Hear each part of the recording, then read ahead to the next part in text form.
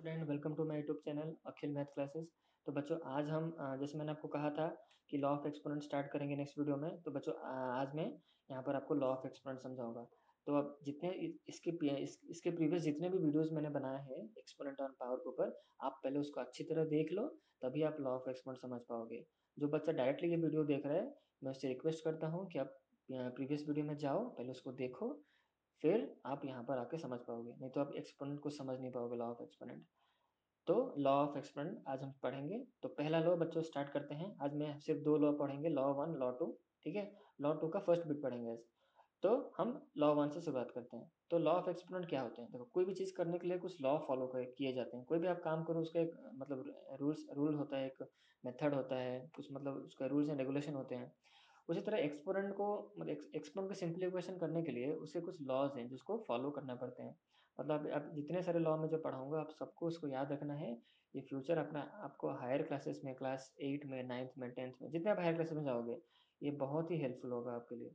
Law of exponent हमेशा काम आता है। आप सिंप्लीफिकेशन, सर्ड, इंडिसेस, रेडिकल पढ़ोगे हायर क्लास में, सब में ये काम देगा। तो ये है basic fundamental about the exponent law. मतलब एक्सपोनेंट लॉ का बेसिक फंडामेंटल है, मतलब इतने लॉ तो आपको याद होने ही चाहिए। ठीक है, तो बच्चों ज़्यादा टाइम वेस्ट नहीं करते हैं, हम स्टार्ट करते हैं। लॉ नंबर वन देखो। लॉ नंबर वन है, देखो, if x is any rational number, x is not equal to zero. ध्यान से सुनो, कुछ मतलब डरने की जरूरत नहीं है, बहुत ही ईजी है। अगर समझ जाओगे तो बहुत ईजी लगेगा। कुछ मतलब हाई फाई रॉकेट साइंस यहाँ पर कुछ नहीं पढ़ाया जा रहा है, यहाँ पर सिंपल चीज पढ़ाया जा रहा है। देखो, if x is any rational number, देखो एक्स एक कोई रैशनल नंबर है, अगर एक्स का वैल्यू जीरो नहीं है, मतलब X is not equal to zero, तो M and N are positive integer. तो यहाँ पर बोल रहा है कि एम और एन अगर पॉजिटिव, मतलब यहाँ पर देखो कंडीशन एक्स बोल दिया है कि रैशनल नंबर होना चाहिए। फिर यहाँ पर एक कंडीशन, मतलब एक्स कोई अगर रैशनल नंबर है, तो पहला बोल रहा है कि एक्स, कंडीशन यहाँ से उसका स्टार्ट हो गया कि एक्स का वैल्यू जीरो नहीं होना चाहिए, पहला कंडीशन। उसके बाद उसके अंदर जो एम और एन है, एम और एन का हम यूज करेंगे। अब देखो क्या है वहाँ पर, एम एन जो है वो एक पॉजिटिव इंटीजर होने चाहिए। ठीक है, तो लॉ ऑफ एक्स, पहला लॉ नंबर वन है। यहाँ पर देखो ध्यान से, यहाँ पर देखो पहला एक नंबर है जो एक्सपोनेंट का फॉर्म में है, यह भी एक ए भी एक एक्सपोनेंट है। अच्छा, ये दोनों एक्सपोनेंट को क्या किया गया है, यहाँ पर मल्टीप्लाई किया गया है। ध्यान से देखो, यहाँ पर एक पहला एक्सपोनेंट क्या है, पहला एक्सपोनेंशियल फॉर्म क्या है, x to the power m. दूसरा क्या है, x to the power n. अच्छा, इन दोनों के बीच में कौन सा ऑपरेशन हुआ है, इंटू हुआ है। देखो ध्यान से देखो, यहाँ पर इंटू है। तो देखो, अगर इन दोनों के बीच में इंटू का साइन है, कहने का मतलब देखो, ये पहला एक्सपोनेंट, पहला जो एक्सपोनेंशियल फॉर्म और दूसरा एक्सपोनेंशियल फॉर्म, देखो ध्यान से, यहाँ आपको क्या सिमिलरिटी दिख रहा है, यहाँ आपको कॉमन चीज क्या क्या सिमिलरिटी है और क्या डिफरेंट चीज आपको यहाँ पर दिख रहा है, वो चीज खोजो। आप अगर ध्यान से इन दोनों को देखोगे, ध्यान से देखो, इन दोनों को ध्यान से देखो, आपको क्या नजर आ रहा है, क्या सिमिलरिटीज क्या है और कुछ डिफरेंस क्या नजर आ रहा है। आप बोलोगे सर यहाँ पर बेस दोनों का इक्वल है। देखो ध्यान से, बेस इक्वल नहीं है, यहाँ पर बेस है एक्स और यहाँ पर भी बेस है एक्स। अच्छा, और ये तो सिमिलरिटी कॉमन फैक्टर हो गया, मतलब कॉमन चीज हो गया, यहाँ भी एक्स है, यहाँ भी इसका भी बेस एक्स है। ठीक है, अच्छा, यहाँ पर देखोगे, यहाँ पर जो पावर है, मतलब हमारा जो एक्सपोनेंट है, बेस तो दोनों के इक्वल है, यहाँ भी एक्स है, यहाँ भी एक्स है। यहाँ पावर दोनों के अलग है, यहाँ पर एम है, यहाँ पर एन है। तो बच्चों एक चीज याद रखो, लॉ वन यहाँ पर हमें सिखा रहा है कि अगर दो एक्सपोनेंट के बीच में, दो एक्सपोनेंट याद रखो, अगर बेस इक्वल हो, ध्यान से सुनो, बेस अगर इक्वल हो, अगर उन दोनों के बीच में मल्टीप्लीकेशन का साइन हो, तो बच्चों याद रखो, उन दोनों के पावर प्लस हो जाएंगे। ठीक है, देखो मैंने यहाँ पे यही लिखा है, x to the power m into x to the power n, then क्या हो जाएगा, x to the power m plus n. यही लॉ नंबर वन है।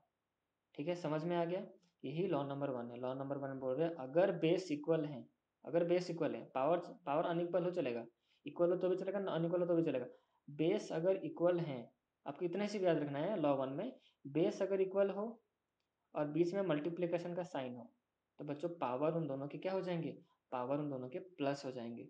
याद रहा, तो m प्लस यहाँ पे क्या हो जाएगा, x to the power m plus n हो जाएगा, पावर इन दोनों के प्लस हो जाएंगे। एग्जाम्पल के थ्रू समझते हैं ये लॉ को, लॉ नंबर वन एग्जाम्पल के थ्रू से समझोगे, आसानी होगा आपको। देखो यहाँ पर two to the power five है, into two to the power six है। यहाँ पर देखो बेस क्या है, इक्वल नहीं है। देखो यहाँ पर भी टू है, यहाँ पर भी टू है। तो जैसे मैंने कहा था बेस इक्वल है, लॉ वन को यहाँ पर देखो मैच होगा। लॉ वन का जो यहाँ पर जो मैंने यहाँ बताया, देखो इसको मैच करो, ये देखो मैच हो जाएगा। एक्स, जिसे हमने यहाँ पर बेस इक्वल होने चाहिए, देखो बेस इक्वल है।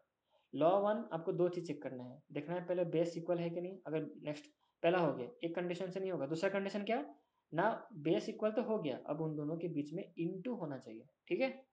तो देखो बेस इक्वल है, तो यहाँ पर भी 2 है, यहाँ पर भी 2 है, यहाँ पर क्या है ऑपरेशन 2 जो इनटू है, तो लॉ 1 का कंडीशन सेटिस्फाई हो रहा है, इसका मतलब लॉ 1 यहाँ पर लगेगा। बेस इक्वल है, बीच में मल्टीप्लिकेशन है, तो पावर क्या हो जाएंगे, पावर प्लस हो जाएगा। तो हम क्या लिखेंगे, देखो यहाँ पर क्या है, अगर ऐसा हुआ तो क्या होगा, x to the power m plus n होगा। एक्स क्या होना है यहाँ पर 2 है, ध्यान से देखो एक्स क्या है 2 है, क्या लिखना है m to the power m, sorry m plus n, m plus n. तो एम मतलब 5, यहाँ पर एन मतलब 6। कहने का मतलब यह है एक्स टू द पावर 5 जो है वो क्या है, x to the power m है, इनटू ये 2 टू द पावर जो 6 है ये क्या है, x to the power n है। तो बच्चों क्या हुआ, x to the power m plus n नहीं हुआ, देखो आप मिला लो, जैसे मैंने यहाँ पर कहा, देखो आप मिला लो, आप समझ जाओगे, ठीक है। तो सिंपल सा बात याद रखो, बेस इक्वल है, बीच में इनटू है, तो पावर प्लस हो जाएंगे, बस इतना कुछ, इतना ही है और कुछ नहीं है ज़्यादा कुछ। अब इसको सॉल्व करोगे तो आंसर निकलेगा, सॉल्व करो, 5 प्लस 6 कितना होता है, 11 होता है। तो हमारा आंसर निकला 2 टू द पावर 11, ठीक है। अब इसको सॉल्व करते हैं, यहाँ पर देखो, यहाँ पर भी सेम वही है, यहाँ देखो सर, यहाँ पर तो 3 यहाँ पर एक्सपोनेंट है, तो अब 3 यहाँ एक्सपोनेंशियल फॉर्म में 3 नंबर लिखे गए हैं, एक्सपोनेंशियल फॉर्म में यहाँ पर 3 नंबर लिखे गए हैं, तीन रैशनल नंबर यहाँ पर लिखे हैं। पहला देखो 2/3 टू द पावर 2, यहाँ पर है 2 to the power 3 to sorry 2/3 to the power 3, यहाँ पर 2/3, पावर कुछ नहीं है, पावर कुछ नहीं है, कुछ नहीं है मतलब यहाँ पर 1 है, ठीक है। पावर कुछ नहीं होगा मतलब वहाँ पर 1 होगा, याद रखो। यहाँ पर देखो बच्चों, बेस इक्वल है कि नहीं, देखो पहले देखो, आप ये मत समझो यहाँ पर 2 होगा तभी होगा, नहीं 2 नंबर नहीं, आप बहुत सारे नंबर भी हो सकते हैं, बट कंडीशन सेटिस्फाई होना चाहिए। मतलब देखो यहाँ पर 3 नंबर है, यहाँ पर 3 एक्सपोनेंट फॉर्म में 3 नंबर है, ठीक है। अब हम देखेंगे तीनों का बेस इक्वल है कि नहीं, yes base is equal, 2/3 2/3 2/3 base equal है, ठीक है। अब यहाँ पर देखो बेस इक्वल हो गया। अब हमको क्या देखना है, सेकंड चीज क्या देखना है, इंटू है कि नहीं, उन तीनों के बीच में इंटू के साइन होने चाहिए। देखो यहाँ पर इंटू है, यहाँ पर भी इंटू है, यहाँ पर भी इंटू है। तो बच्चों सेटिस्फाई हो गया, तो हम क्या करेंगे, तो हम 2/3 को लिख देंगे, होल टू द पावर क्या लिखेंगे, हम सारे पावर को प्लस कर देंगे। इसका पावर क्या था 2 था, प्लस इसका पावर क्या है 3, तो 3 लिखेंगे, प्लस इसका पावर क्या है 1। हो गया, समझ में आ रहा है। इसको देखो, इसको फिर सॉल्व करोगे कितना आंसर निकलेगा, 2/3 होल टू द पावर कितना होगा, इसको प्लस करो, 2 + 3 5, 5 + 1 6। तो बच्चों हमारा फाइनली आंसर क्या निकला, 2/3 whole to the power 6। Simple सा बात है, लॉ 1 में अगर बेस इक्वल हो, उनके बीच में रिलेशन इनटू हो, तो उन सबके पावर क्या हो जाएंगे, उन सबके पावर प्लस हो जाएंगे, ऐसा भी बोल सकते हो, या फिर आप ऐसे भी बोल सकते हो, उन सबके एक्सपोनेंट प्लस हो जाएंगे। एक ही बात है, पावर जो है एक्सपोनेंट वही है, बताया था आपको, ठीक है। तो ये है लॉ नंबर 1। अच्छा, अब हम पढ़ेंगे लॉ नंबर 2। लॉ नंबर 2 का फर्स्ट बिट जो है, इसका फर्स्ट बिट नेक्स्ट वीडियो में, बिट 2 मैं बताऊंगा, नेक्स्ट वीडियो में नहीं, जब हम वर्कशीट 3 जब हम खत्म कर लेंगे, तब मैं लॉ 2 का बिट 2 बताऊंगा। तो लॉ 2 का पहला बिट देखो क्या है, ये भी लॉ 1 की तरह है, थोड़ा सा डिफरेंस है इसमें। देखो, if x be any rational number, x is not equal to 0, m and n be positive integer such that m greater than n, then ये कंडीशन, ये चीज होगा। मतलब कहने का मतलब, एक्स एक रैशनल नंबर है, ठीक है, एक्स का वैल्यू 0 नहीं होना चाहिए, पहले यहाँ बता दिया। और एम और एन जो है वो पॉजिटिव इंटीजर होना चाहिए। याद रखो पॉजिटिव इंटीजर, यहाँ पहला लॉ में भी यही कंडीशन अप्लाई हो रहा था। देखो मैंने यहाँ पर पॉजिटिव इंटीजर लिए थे, देखो 5 पॉजिटिव इंटीजर है, 6 पॉजिटिव इंटीजर है, आपको जो यहाँ पर बोला गया है वही आपको फॉलो करना है, ठीक है, तभी ये लॉ अप्लाई होगा, ठीक है। तो बच्चों यहाँ पर वैसे ही होगा, एम एन पॉजिटिव इंटीजर होने चाहिए। तो देखो ये भी वैसे ही है, x to the power m divided by x to the power n, अगर बेस इक्वल हो, उधर लॉ 1 में क्या था इनटू, बस यहाँ पर फर्क इतना ही है, यहाँ पर डिवीजन है। अगर बेस इक्वल हो और यहाँ डिवीजन का साइन हो, तब आप पावर को क्या कर दोगे, माइनस कर दोगे। याद रहा, लॉ नंबर 1 क्या था, बेस इक्वल इनटू होने से पावर प्लस होगा, यहाँ पर बेस अगर इक्वल होगा, अगर डिवाइड होगा तो पावर क्या हो जाएंगे, माइनस हो जाएंगे, ठीक है। देखो एग्जाम्पल के थ्रू इसको समझ पाओगे। यहाँ पर देखो मैंने जैसा कंडीशन वहाँ पर बोला है, मैंने इससे वैसे ही कंडीशन यहाँ पर लिया है। देखो यहाँ पर मैंने एम और एन को पॉजिटिव रखा है, 5 is positive integer and 2 is also positive integer, so here law 2 apply होगा। यहाँ पर देखो, तो यहाँ पर देखो मैं आपको दिखा भी देता हूँ किस मैच हो रहा है। देखो यह x to the power m divided by, यहाँ पर देखो x to the power n, तो क्या हो जाएगा बच्चों, एक्स हो जाएगा मतलब क्या 3, ठीक है, एक्स टू द पावर क्या एम माइनस एन, वही 5 - 2, ठीक है बच्चों। इसको आप सॉल्व करो, आंसर क्या निकलेगा, 3 टू द पावर 5 - 2 कितना, 5 से 2 गया तो कितना होगा 3। तो बच्चों फाइनली आंसर हमारा निकला कितना, 3 टू द पावर 3। अब आप इसको सॉल्व करो तो आंसर फिर 3, इसको एक्सपेंड करोगे 3 × 3 × 3, तो आंसर निकलेगा 27, ठीक है। तो बस आपको समझाना इतना ही था कि लॉ टू मतलब इस तरह से इस तरह से उसका एप्लीकेशन है, इस तरह से आपको इसको यूज़ करना है। अगर इस क्वेश्चन में बोला तो find the value of this, तो आप लॉ टू अप्लाई कर देते, फिर इसको आप एक्सपांड करते, वैल्यू निकलता, मतलब निकलता कैसे देखो, three to the power three का मतलब क्या है, थ्री को 3 बार मल्टीप्लाई किया गया है तो आंसर निकलेगा बच्चों 27। अगर कहीं आपको एक्सरसाइज में ऐसा क्वेश्चन मिल गया, इसको सॉल्व करो। अब देखो कौन सा लॉ इसमें अप्लाई हो रहा है, लॉ नंबर 1 या लॉ नंबर 2। लॉ 1 अप्लाई है तो लॉ 1 अप्लाई करो, अगर लॉ 2 अप्लाई हो रहा है तो लॉ 2 अप्लाई करो। तो यहाँ पर आपको नजर आ रहा है लॉ 2 ही अप्लाई हो रहा है यहाँ पर, तो लॉ 2 को अप्लाई करके आप इसको सॉल्व करोगे तो आंसर निकलेगा 27। तो आप अगर क्वेश्चन यहाँ पूछ सकते हो सर लॉ अप्लाई करने से आंसर निकलेगा, ऐसा कोई जरूरी नहीं है कि लॉ 2 ही अप्लाई करने से आंसर निकलेगा। आप इसको नॉर्मली सॉल्व कर सकते हो बच्चों। देखो कैसे, 3 to the power 5 को एक्सपांड करो और 3 के स्क्वायर को एक्सपांड करो, तभी आंसर 27 ही निकलेगा। देखो मैं आपको दिखाता हूँ, इसको सॉल्व करो। 3 to the power 5 divided by 3 का स्क्वायर, 3 to the power 5 मतलब 3 कितने बार लिखा गया है, 5 बार। देखो मैंने ऊपर लिख दिया न्यूमरेटर में 3 to the power 5 divided by 3 का स्क्वायर, इसको मैं ऐसे लिख सकता हूँ 3 to the power 5 divided by 3 का स्क्वायर, इसको ऐसे लिख सकते हैं, डिवाइड है ना तो इसको न्यूमरेटर डिनोमिनेटर, ये मैंने लिखा ऊपर न्यूमरेटर, नीचे लिखा डिनोमिनेटर, 3 into 3। ठीक है, अब इसको सॉल्व करो, देखो कट गया, 3 कैंसिल, ये 3 कैंसिल। तो बच्चों न्यूमरेटर में कितना बचा ऊपर, 3 into 3 into 3, न्यूमरेटर में क्या बचा 3 into 3 into 3। तो देखो बच्चों इसका आंसर निकलेगा 27।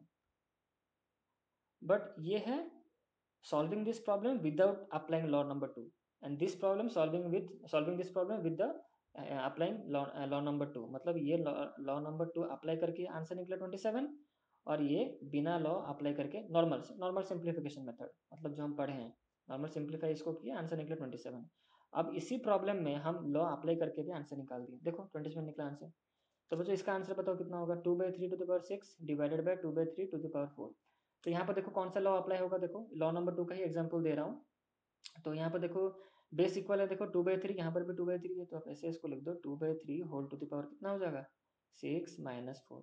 हमको पता है बेस इक्वल है, अगर डिवीजन का हुआ, डिवीजन का साइन हुआ तो पावर क्या हो जाएंगे, माइनस हो जाएंगे। ठीक है, इसको सॉल्व करोगे 2/3 होल टू कितना हो जाएगा 6 - 4 कितना 2। और फर्दर इसको आप सॉल्व करोगे, आप चाहते हो वैल्यू निकालने के लिए, अगर क्वेश्चन ने बोला होगा मतलब express the answer in exponential form, तब इतना आंसर निकाल को रह जाना, इतना आंसर निकालो छोड़ दो, क्योंकि एक्सपोनेंट फॉर्म में आ गया। अगर आपको यही क्वेश्चन बोला होगा, ऊपर हेडिंग दिया होगा फाइंड द वैल्यू, तो वैल्यू जहां बोला तो आपको सॉल्व करने होंगे, मतलब अगर फाइंड बोला होगा एक्सप्रेस इन एक्सपोनेंशियल फॉर्म, तो इतना करके आंसर छोड़ देना, अगर वैल्यू लिया तो उसको सॉल्व करना पड़ेगा, 2/3 इंटू 2/3 2 बार हो गया ना, तो आंसर हुआ 4/9। ठीक है, तो इसको हमने सॉल्व किया बाय अप्लाइंग लॉ नंबर 2। और अगर आप इसको चाहो तो इसको नॉर्मल वे में भी कर सकते हो, कैसे देखो मैं आपको बता भी देता हूँ। यहाँ पर क्या लिखा है 2/3 होल टू द पावर 6 है, टोटल बाय ये कितना है 2/3 होल टू द पावर 4। ठीक है, ऐसे लिख सकते हैं, ये मतलब सिंप्लीफिकेशन को आप इस फॉर्मेट में भी लिख सकते हो, न्यूमरेटर और डिनोमिनेटर। इसका मतलब इसके ये वाला क्या हुआ है, डिवीजन हुआ है, इसको हम लिख देंगे 2/3 होल टू द पावर 6, ध्यान से देखो, डिवाइडेड बाय, आप इसको यहीं पर कर दो, मैं इसको ऐसे लिखने का जरूरत भी नहीं है, सॉरी, मैं इसको डायरेक्ट ऐसे कर दूँ इंटू, यहाँ पर क्वेश्चन है, आप इसको इंटू करो तो क्या हो जाएगा, हमने पढ़ा था रेसिप्रोकल, क्या इसका रेसिप्रोकल क्या हो जाएगा, यहाँ पर जगह नहीं होगा, मैं नीचे कर देता हूँ, देखो यहाँ पर कर देता हूँ। ठीक है, देखो 2/3 हमको डिवीजन में क्या होता है, ये पार्ट क्या होता है, रेसिप्रोकल होता है। ठीक है, तो 2/3 को कितने टाइम्स लिखना है बच्चों, 2/3 को हमको 6 बार लिखना है, 2/3 इंटू 2, देखो ये कितना लेंदी हो रहा है, हमको ये कितना लेंदी हो रहा है, 4 ये हुआ 5 ये हुआ 6। ठीक है, फिर उसके बाद इंटू आएगा, देखो यहाँ पर जगह नहीं हो रहा है, मैं नीचे करता हूँ, इसके बाद इंटू आएगा तो ये रेसिप्रोकल हो जाएगा, मतलब ये उलट जाएगा, 3/2 हो जाएगा, 3/2 इंटू 3/2 इंटू 3/2 इंटू 3/2। यहाँ पर जगह नहीं हो रही इसलिए मैं नीचे कर रहा हूँ। आप देखो इसको कैंसिल आउट करो, देखो पहले इसको कैंसिल आउट करो, तो ये 3 से ये 3 कटा, ये 3 से ये 3 कटा, ये 3 से ये 3 कटा, ये 3 से ये 3 कटा। ठीक है, और ये ऊपर वाला 2 से ये नीचे वाला कटा 2, ये 2 से ये 2 कटा, फिर ये 2 से ये 2 कटा। ठीक है, फिर ये 2 से ये 2 कटा, सारे कट गए, क्या बचा ऊपर, क्या बचा, सिर्फ क्या बचा 2 इंटू 2/3 इंटू 2/3, आंसर बचा 4/9। देखो बच्चा आंसर निकला 4/9। ठीक है, तो आप इसको इस फॉर्मेट में भी कर सकते हो। देखो मैंने नॉर्मल वे में किया तो कितना हमको क्या हुआ, दिक्कत हुआ, कितना एक्सपांड हुआ, मतलब कितना जगह ले लिया ये। अगर हम लॉ अप्लाई किए तो कितना आसानी से हमारा आंसर निकल गया। तो बच्चों देखो लॉ कितना यूजफुल है हमारा, कोई भी मतलब को ले हम लोग हमने हमें हमें इसको सॉल्व करना आता है, बट अगर हम इसको सॉल्व करने जाएँगे तो बहुत मतलब आपको मतलब कॉम्प्लिकेशन होगा, बहुत आपको सॉल्व करने पड़ेंगे, बहुत जगह लगा, बहुत लेंदी हो जाएगा। कहने का मतलब बहुत लेंदी हो जाएगा। अगर आप लॉ अप्लाई कर दोगे यहीं पर, तो देखो कितना शॉर्ट में हो गया, देखो ये कितना शॉर्ट में हो गया आंसर। यही आंसर हमारा निकल गया 4/9। बट अगर हम ऐसे करते तो हमको कितना लेंदी प्रोसेस में होके गुज़रना पड़ता। इसलिए बच्चों ये लॉ गिवन है हमको, ताकि हमको कोई भी प्रॉब्लम सिम्प्लिफिकेशन करने में आसानी हो। तो लॉ नंबर 1 और लॉ नंबर 2 आपको समझ में आ गया होगा। तो बच्चों इसको अच्छी तरह प्रैक्टिस करो। लॉ 1 बार-बार देखो इस वीडियो को, आपको समझ में नहीं आया तो और एक बार देखो, आप आपको गारंटी समझ में आ जाएगा। अगर एक बार में समझ में नहीं आ रहा है तो बार-बार इस वीडियो को देखो, आप समझ जाओगे। कुछ भी मतलब यहाँ पर कुछ मतलब डिफरेंट चीज़ नहीं पढ़ाया जा रहा है, बहुत सिंपल मेथड है, बहुत सिंपल वे से मैंने आपको समझाया है। हुआ? तो यहाँ पर कुछ मैंने कॉम्प्लिकेटेड वे नहीं यूज़ किया है, एकदम सिंपल वे से मैंने आपको समझाने की कोशिश की है कि आप समझ जाओ कि लॉ नंबर 1 कैसे एप्लीकेबल है, लॉ नंबर 2 क्या होता है, इसका यूजेस। ठीक है? तो बच्चों हम नेक्स्ट क्लास में वर्कशीट 3 का स्टार्ट करेंगे, वर्कशीट 3 के ऊपर प्रॉब्लम सॉल्व करेंगे। तो ठीक है?